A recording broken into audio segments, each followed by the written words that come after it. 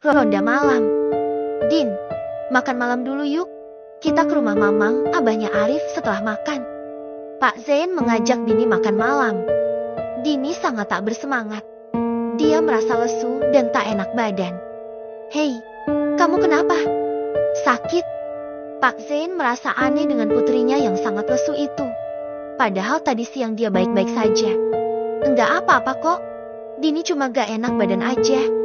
Jawab Dini sekenanya. Karena memang itulah yang dia rasakan. Ya udah, makan dulu yuk. Nenek sama kakek udah nungguin loh. Habis ini kita ke rumah Mamang. Ajak Pak Zain lagi. Dini menurut. Gadis itu berjalan mengikuti papanya keluar dari kamar. Dini kenapa? Kok lemes gitu? Tanya mamanya. Katanya gak enak badan, jawab Pak Zain. Mungkin karena tadi siang ikut Arif ke hutan cari rumput.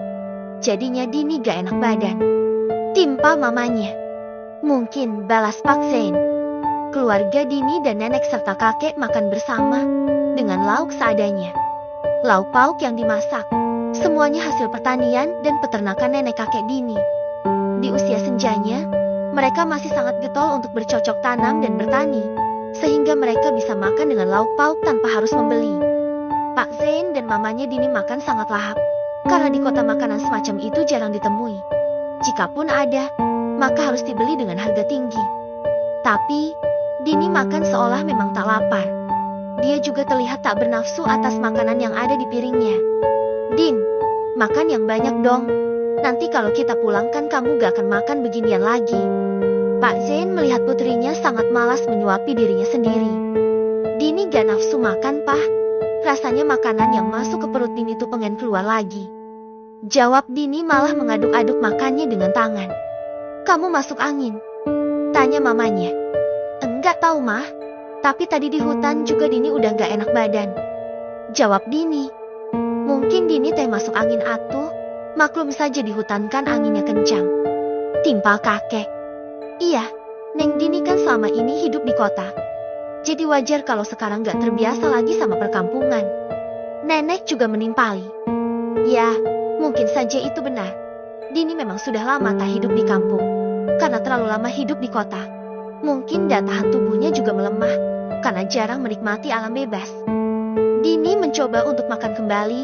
Lidahnya memang bisa merasakan makanan itu sangat enak. Tetapi saat telah masuk ke dalam perut, makanan itu seolah ingin dikeluarkan lagi. Hafif Dini menutup mulutnya. Dia kembali merasakan mual. Orang tuanya menoleh. Kenapa, Din? Tanya Pak Zain cemas. Dini menggelengkan kepala, tangannya masih menutupi mulut. Dini berlari ke arah kamar mandi yang berada bersebelahan dengan dapur di rumah neneknya. Dini memuntahkan semua isi perutnya. Makan malam yang baru masuk 3 suapan itu langsung keluar semuanya. Hoe, hoe. Dini muntah-muntah di kamar mandi. Perutnya sangat tak enak. Karena anaknya terus muntah-muntah. Mamanya Dini menjadi cemas. Dia berhenti makan dan berlari menyusul Dini di kamar mandi. Dini terduduk di lantai. Muntahan tercacar di depannya. Ya Allah, kamu kenapa sayang?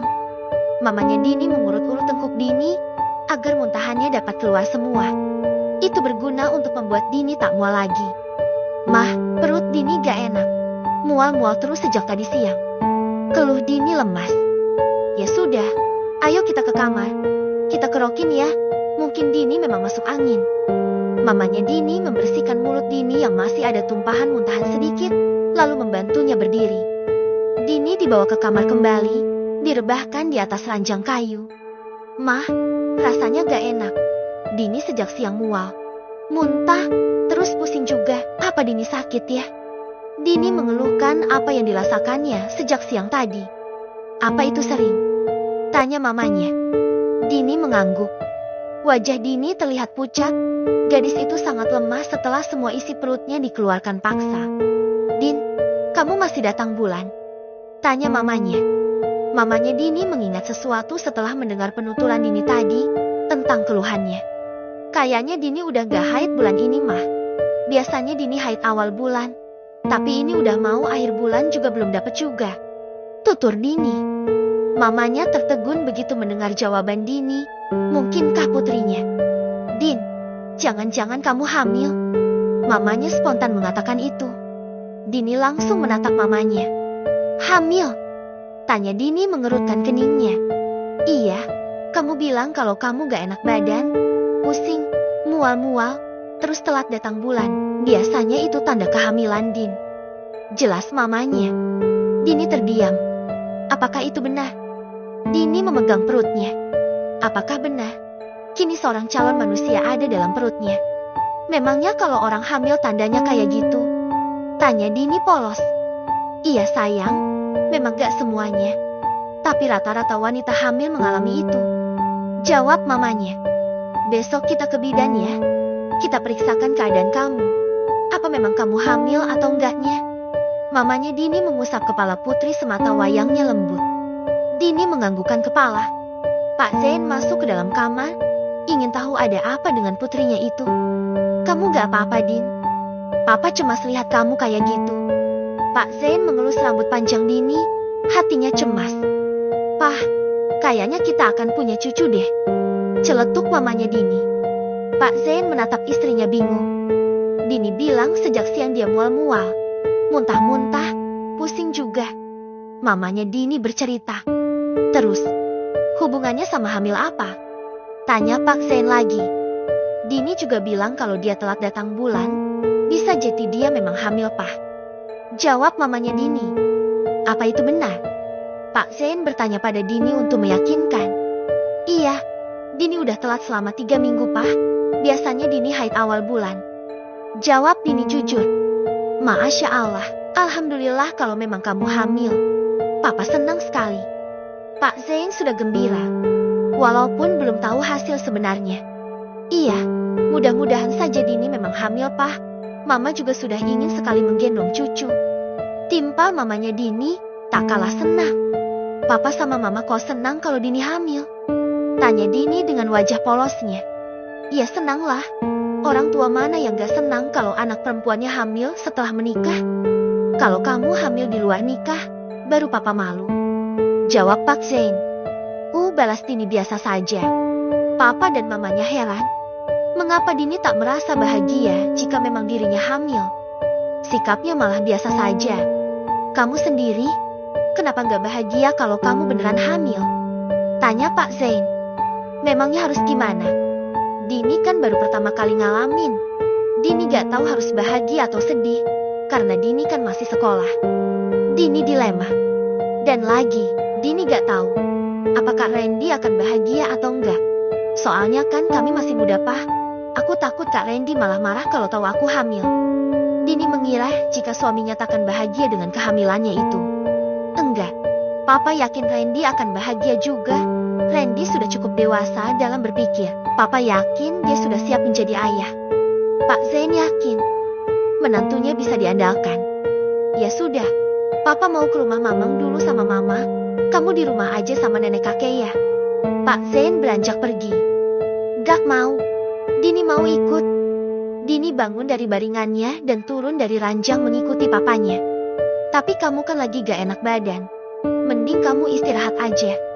Pak Zain menolak Dini untuk ikut dengannya. Mau ikut pokoknya. Rengek Dini. Ya sudah. Ayo. Tapi kamu pakai jaket ya. Soalnya angin malam dingin. Pak Zain setuju saja Dini ikut. Dini mengambil jaketnya, lalu memakainya. Dini dan kedua orang tuanya pergi dari rumah nenek menuju rumah Arif. Suasana malam di perkampungan sangat berbeda dengan kota. Jika di kota, malam hari ramai dengan kendaraan, berbeda dengan di kampung.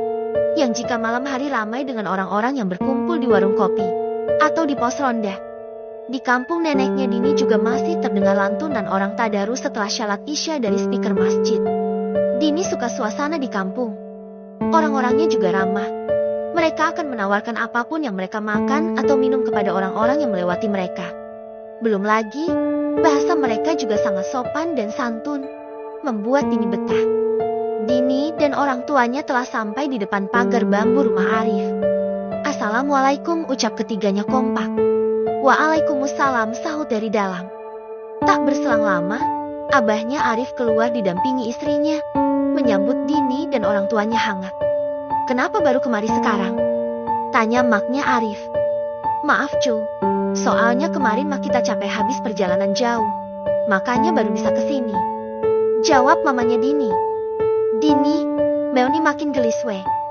Puji mamang pada Dini. Dini tersenyum ramah. Hayu masuk, kebetulan kita teh tadi habis masak sayur nangka.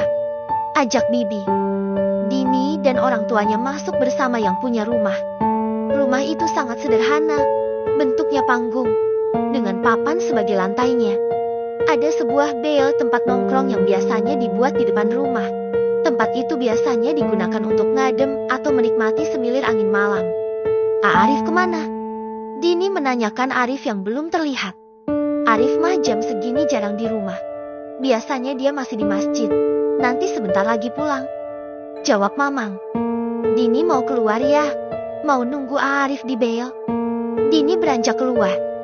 Ya sudah, tapi jangan kemana-mana ya. Ini malam soalnya. Pesan Pak Zain.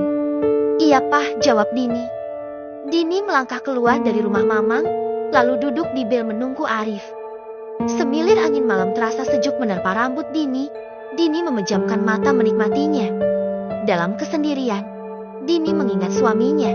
Dia sungguh merindukan sosok Randy di sisinya. Dini sengaja tak menghubungi Randy sejak siang. Karena Dini ingin merasakan seperti apa rindu yang berat itu. Sehingga saat nanti dirinya pulang, bisa memeluk suaminya sepuasnya untuk melepaskan rindu yang lama tertahan. Dini pikir, ada bagusnya juga ponselnya tertinggal. Dengan begitu dia bisa belajar banyak tentang yang namanya rindu. Sedang terlena membayangkan suaminya, tiba-tiba Dini merasa sesuatu yang dingin meniup matanya yang terpejam. Dini terkejut. Dia langsung membuka matanya. Arif, ngagetin aja. Dini mencubit Arif yang berhasil membuatnya terkejut. Habisnya kamu merem-merem gitu. Sendirian di luar juga. Gimana kalau ada hantu terus kamu di bawah hantu? Arif tertawa. Ih, mana ada hantu? Aku umur segini belum pernah lihat hantu kok. Dasar jahil. Dini mencubit Arif lagi. Menang terkadang Arif akan menjahilinya. Kok baru pulang jam segini? Tanya Dini. Tadarus dulu, daripada ngabisin waktu gak bermanfaat. Jawabnya telak. Tadarus? Jangan-jangan yang tadi tadarus di speaker itu Dini menebak. Iya, memang kenapa? Tanya Arif. Soalnya suaranya bagus, adem banget di telinga. Jawab Dini jujur. Masih belajar kok, gak sebagus Muzamil. Arif merendah. Beneran bagus loh suara Aku suka dengarnya. Puji Dini.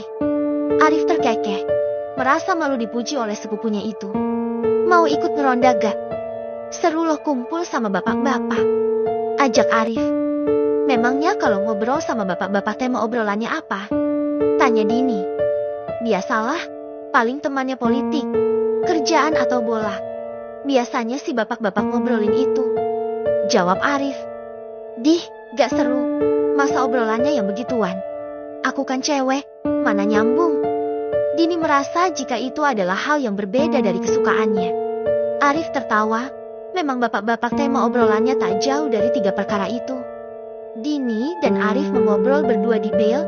Sesekali mereka akan tertawa terbahak-bahak menceritakan cerita-cerita lucu. Malam sudah hampir larut. Abahnya Arif dan papanya Dini memutuskan untuk pergi ke pos kamling. Mereka akan melakukan ronda bersama. Dini dan Arif juga ikut, karena kata abahnya Arif meronda itu sangat menyenangkan.